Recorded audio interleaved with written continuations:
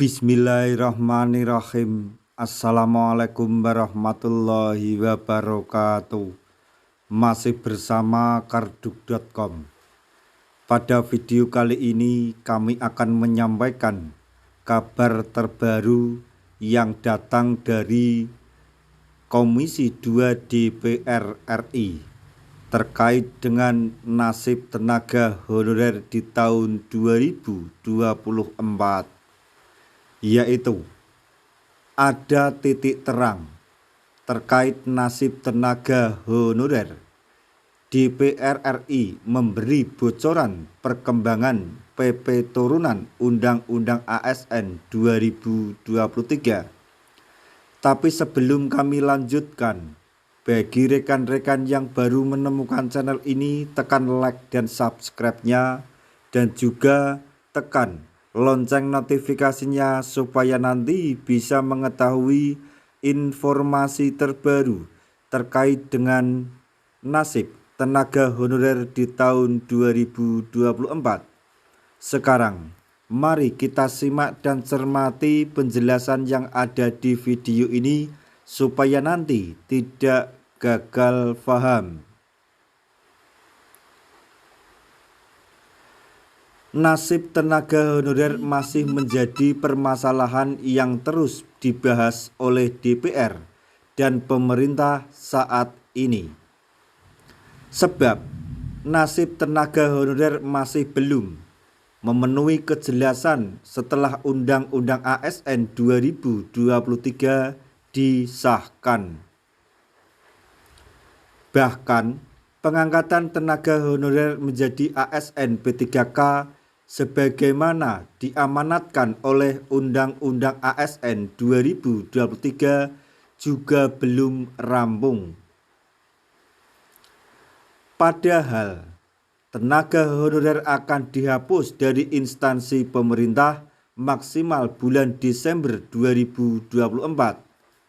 Namun para tenaga honorer ini kini tidak perlu khawatir lagi meski belum diangkat menjadi P3K.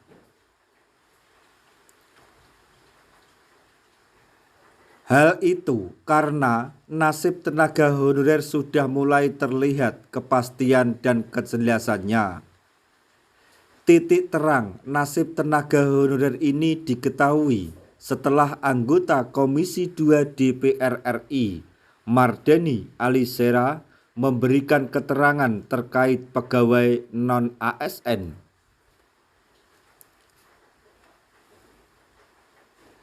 Dalam sebuah wawancara, Mardhani ditanya mengenai perkembangan peraturan pemerintah atau PP Undang-Undang ASN 2023 yang nantinya menjadi payung hukum tenaga honorer.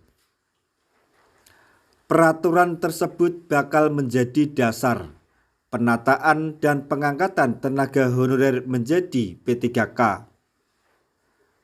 Mardhani mengatakan bahwa PP turunan Undang-Undang ASN 2023 saat ini sedang dikebut oleh Kementerian Pendayagunaan Aparatur Negara dan Reformasi Birokrasi atau Kemenpan-RB dan Badan Kepegawaian Negara atau BKN. Politisi dari fraksi atau Partai Keadilan Sejahtera tersebut juga menyebut bahwa PP turunan Undang-Undang ASN 2023 sudah hampir selesai. PP udah 80% selesai, kata Mardhani Alisera. PP turunan Undang-Undang ASN 2023 ditargetkan rampung pada bulan April 2024. Namun, sebelum PP turunan Undang-Undang ASN 2023 selesai, DPR dan pemerintah akan menggelar pertemuan pada bulan Maret. Pertemuan tersebut digelar agar DPR dan pemerintah sepakat menentukan roadmap penyelesaian tenaga honorer.